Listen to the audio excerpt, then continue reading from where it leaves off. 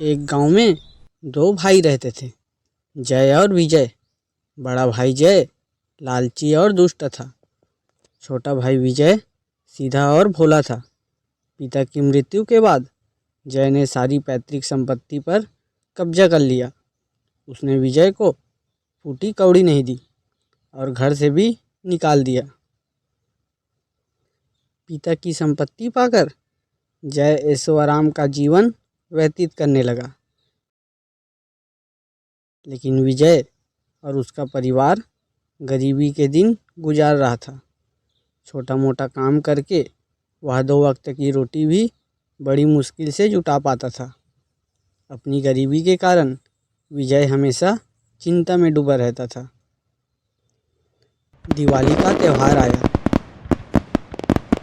जय का पूरा घर रोशनी से जगमगा उठा। परिवार से सब लोग नए कपड़े पहने। घर में एक से बढ़कर पकवान और मिठाइयाँ बनाई गई। उनके घर बड़े ही धूमधाम से दिवाली मनाई जा रही थी।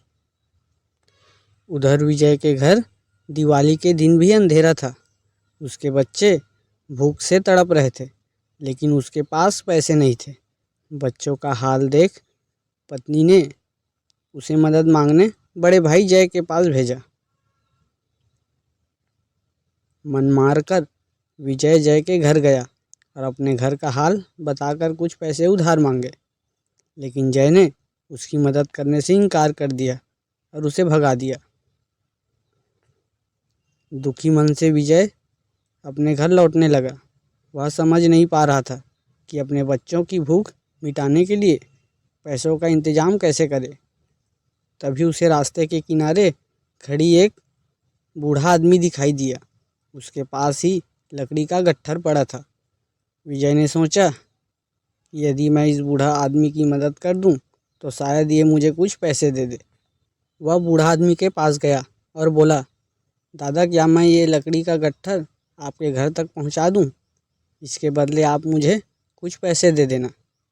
मुझे पैसों की बहुत ज़रूरत है। कोई और काम भी होगा तो मैं वो भी कर दूंगा। बूढ़ा आदमी मान गया और विजय ने लकड़ी का गट्ठर उसके घर तक पहुंचा दिया। बदले में बूढ़ा आदमी ने उसे कुछ पैसे दिए, लेकिन वहाँ पैसे इतने नहीं थे कि वह अपने परिवार के लिए भोजन की व्यवस्था कर पाता। विजय अब भी उदास और चिंतित था। उसे दुखी चिंतित देख बूढ़ा आदमी ने पूछा, क्या बात है बेटा, तुम इतने दुखी क्यों हो? विजय ने उसे अपनी गरीबी के बारे में पूरी बात बता दी। उसकी बात सुनकर बूढ़ा आदमी अपने घर से 3 मीठी रोटियां लेकर आई और विजय को देते हुए बोला, ये मीठी रोटियां लेकर जंगल के पार जाओ। वहाँ तुम्हें 3 ताल के पेड़ दिखेंगे। उनके सामने वहाँ एक ऋषि मुनि रहते हैं। उन्हें मीठी रोटियाँ बहुत पसंद है। वे तुम्हारे हाथ में ये रोटियाँ देखेंगे तो ज़रूर मांगेंगे। तुम इन रोटियों के बदले उनसे पत्थर की चक्की मांग लेना। उस चक्की के मिलते ही तुम्हारे दिन बदल जाएंगे। विजय ने बूढ़े आदमी का धन्यवाद किया और मीठी रोटियाँ लेकर जंगल की ओर चल पड़ा। जंगल पार करने के बाद उसे 3 ताड़ के पेड़ दिखाई पड़े और उसके सामने वही ऋषि मुनि। विजय ने उस ऋषि मुनि को आवाज़ लगाया। 2-3 बार आवाज़ देते ही वह ऋषि उड़ गया। जब ऋषि मुनि की नज़र विजय पर पड़ी तो वे क्रोध में आ गए और बोले, कौन हो तुम जो मेरी तपस्या में विघ्न डाल रहे हो? विजय मीठी रोटियां दिखाते हुए बोला, मैं आपके लिए मीठी रोटियां लेकर आया हूँ। मीठी रोटियां देखकर ऋषि का गुस्सा छूमंतर हो गया। वे खुशी से उछल पड़े और बोले, वाह, तुम हमारे लिए मीठी रोटियां लेकर आए हो। ये हमें बहुत पसंद है। जल्दी से हमें दे दो। इसके बदले तुम जो चाहे मांग लो। विजय ने उन रोटियों के बदले ऋषि से पत्थर की चक्की मांगी। ऋषि मुनि ने खुशी खुशी वह चक्की उसे दे दी और उससे मीठी रोटियां ले ली।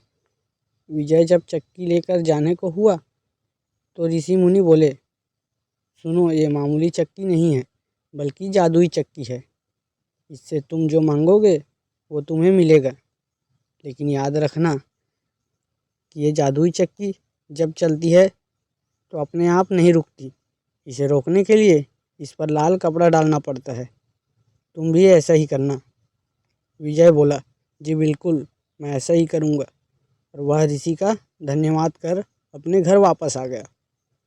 घर पहुंचकर उसने देखा कि उसके बच्चे भूख से बिलख रहे हैं और पत्नी उदास बैठी है। उसने अपनी पत्नी को पूरी घटना बताई।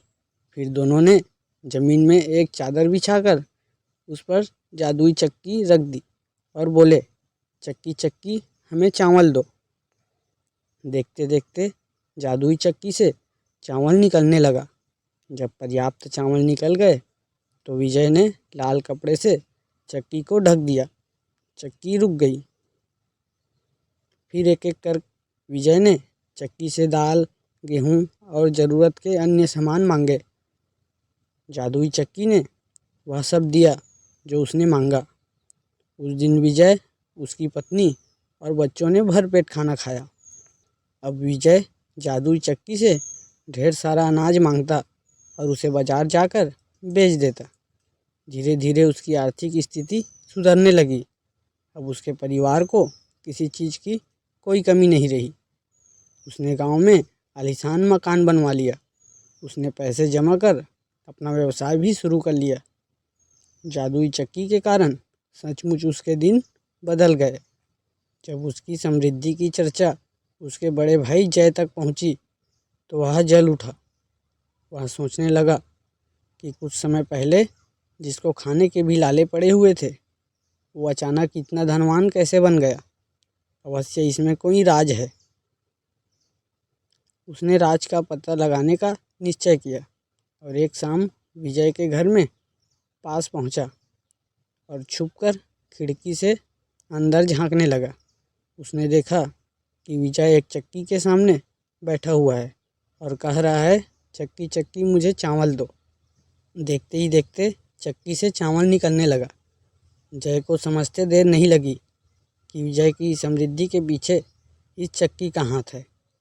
वह चक्की चुरा कर उससे ढेर सारी धन दौलत मांगकर अमीर होने के सपने देखते हुए वहाँ से चला गया।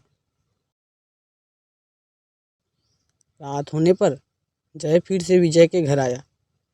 उस समय तक विजय और उसके परिवार के लोग सो चुके थे। खिड़की के रास्ते घर में घुसकर वह जादुई चक्की चुराकर अपने घर आ गया। घर आकर वह पत्नी से बोला, जल्दी से सामान बांध लो, बच्चों को साथ ले लो, हम अभी इसी समय गांव छोड़कर जा रहे हैं। पत्नी को कुछ समझ नहीं आया। वह पूछने लगी, बताओ तो सही, बात क्या है? हमें क्यों गांव छोड़ना पड़ रहा है? सारी बात मैं तुम्हें बाद में बताऊंगा, अभी सामान बांधो और चलो, यह जय बोला। पत्नी ने वैसा ही किया। चक्की लेकर अपनी पत्नी और बच्चों के साथ वह गांव छोड़कर निकल पड़ा। वह कहीं और जाकर बच जाना चाहता था ताकि उसके भाई को पता न चल सके कि चक्की उसने चुराई है। चलते चलते रास्ते में सागर पड़ा। उन्होंने एक नाविक से उसकी नौका खरीद ली और उसमें बैठकर सागर पार करने लगा। अब तक शांत उसकी पत्नी से रहा नहीं जा रहा था। वह फिर से पूछने लगी, अब तो बता दो कि बात क्या है? हम ये चक्की लेकर अपना घर बार सब छोड़कर कहाँ जा रहे हैं? जय बोला, ये कोई ऐसी वैसी चक्की नहीं है, बल्कि जादुई चक्की है। इससे जो मांगो सब देती है। विजय इस जादुई चक्की के बल पर ही इतना धनवान बन गया है। हम दूसरे देश जाकर बस जाएंगे और इस चक्की के सहारे बहुत अमीर हो जाएंगे। आओ, मैं तुम्हें चक्की से कुछ मांग कर दिखाता हूँ। वह चक्की से बोला, चक्की चक्की मुझे नमक दो। चक्की से नमक निकलने लगा। उसकी पत्नी की आंखें फटी की फटी रह गई। चक्की से नमक निकलता जा रहा था। वह जय से बोली, अब इसे बंद भी करो। लेकिन जय को चक्की बंद करना नहीं आता था। नमक निकलता गया और नाव से भरता गया। छोटी सी नाव उतना बोझ नहीं सह सकी और डूब गई। जय और पूरा परिवार सागर में डूबकर मर गया। उसे अपनी दुष्कर्मों और लालचों का फल मिल चुका था। लालच बुरी बला है।